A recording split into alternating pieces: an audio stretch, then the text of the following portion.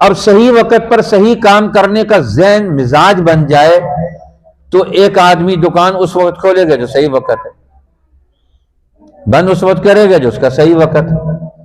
اسی طریقے سے آج سارا دن دکان پر بیٹھا رہتا ہے، پیشاب آیا وہ کرتا نہیں ہے، واش روم آیا وہ جاتا نہیں ہے، اب اس نے سارے زہریلے مواد اندر کنٹرول کر رکھے۔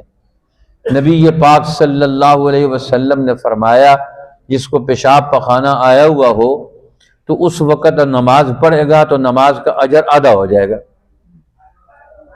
نماز کا ثواب کم ہو جائے گا، مکروہ ہو جائے گی نماز اس کی۔ جی یہ حدیث سنی ہے آپ نے؟ جی جب پیشاب پخانہ آیا ہوا ہو تو اس وقت ان کو دباؤ مت، اخبثین، اس وقت جا کر پہلے فارغ ہو جاؤ۔ اب فارغ ہو کر یہ طبی امور، طبی تقاضے، طبی دباؤ، یہ تمہاری عبادت پر اثر انداز نہ ہو۔ لیکن سارا دن ایک دکاندار، ایک اسٹوڈنٹ، وہ پانی نہیں پیتے، وہ پیشاب پخانے کے لیے نہیں جاتے، واش روم نہیں جاتے، کتنی قسم کی بیماریاں پیدا ہوتی ہیں۔ کیوں؟ زندگی کو مشکل بنا دی ہمارے رویوں نے۔ اب اسلام کیا کہ 5 دفعہ دن میں وضو کرو، 5 دفعہ تم جنجی اعضائے جوارے دھو۔ اب زندگی کتنی آسان ہو گئی، کتنی قسم کی بیماریوں سے یہ بچتا ہے، سہولتیں پیدا ہونی شروع ہو گئی۔ ان الدین یسر، دین کے ایک حکم نے ہماری کتنے کام آسان کر دی۔ ابھی حضرت ابو بکر صدیق رضی اللہ تعالیٰ عنہ کا تذکرہ ہو رہا تھا،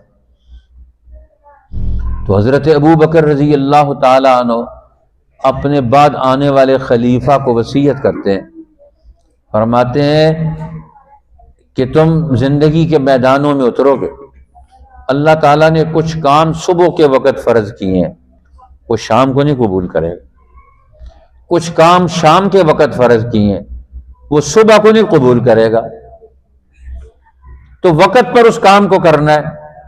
آج ہمارے ملکوں میں کیا حال ہے، فائلیں 10 سال پڑی رہتی ہیں، اس کو چھیڑتا ہی کوئی نہیں، دیکھتا ہی کوئی نہیں۔ کون سا کام ملک اور قوم کا کس وقت کرنا چاہیے؟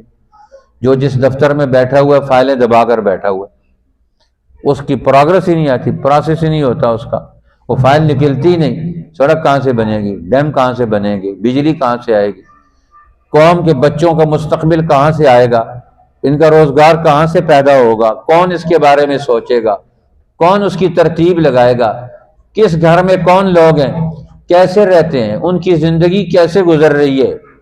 اللہ کے پیغمبر صلی اللہ علیہ وسلم ایک ایک بات کو ملحوظ رکھ کر رہنمائی دے رہے ہیں۔ ان الدین یسر، کہ ہر گھر میں آسانی پیدا ہو۔